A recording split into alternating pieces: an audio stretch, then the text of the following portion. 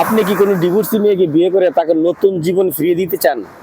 কোনো সমস্যা নেই, দিতে পারেন। তবে হ্যাঁ, কোনো ডিভোর্সি মেয়েকে বিয়ে করার আগে আপনাকে একটা কথা মাথায় রাখতে হবে, তার যে বিয়ে হয়েছিল সে শ্বশুর বাড়ি থেকে আপনার খবর নিতে হবে। ডিভোর্সটা কার কারণে হয়েছে, কি কারণে হয়েছে। যদি ডিভোর্স ছেলের জন্য হয়ে থাকে তাহলে মনে করবেন মেয়ে ভালো। আর যদি ডিভোর্স মেয়ের কারণে হয়ে থাকে, যে কোনো কারণ, পরকীয়া কারণ, ঝগড়ার কারণ, শ্বশুর শাশুড়ির সাথে মিল নাই সে কারণ, যে কোনো কারণে যদি মেয়ের কারণে হয়ে থাকে ডিভোর্সটা, তাহলে ওই মেয়েকে বিয়ে করার চিন্তা ভাবনাও করবেন না। কারণ যেই মেয়ে প্রথম স্বামীর ঘর থেকে তার শ্বশুর শাশুড়ি বা পরকীয়া করে বের হয়ে আসতে পারছে, আপনার ঘর থেকে যে বের হয়ে যাবে না আবার পরকীয়া করে, এটার কোনো গ্যারান্টি আছে? সেজন্য আপনাদেরকে বলবো, আপনি ডিভোর্স নিয়ে বিয়ে করার কোনো সমস্যা নেই।